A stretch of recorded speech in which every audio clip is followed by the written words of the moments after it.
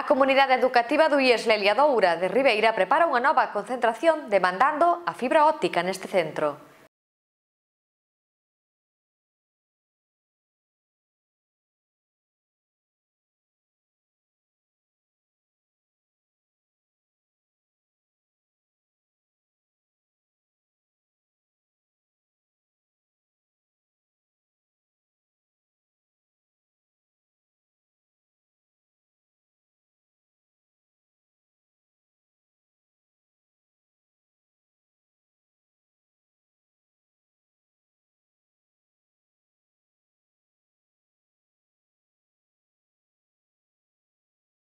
Conta co apoio de toda a comunidade educativa e do tecido social e empresarial de Ribeira, con especial mención á gran implicación da AMPA nesta reivindicación.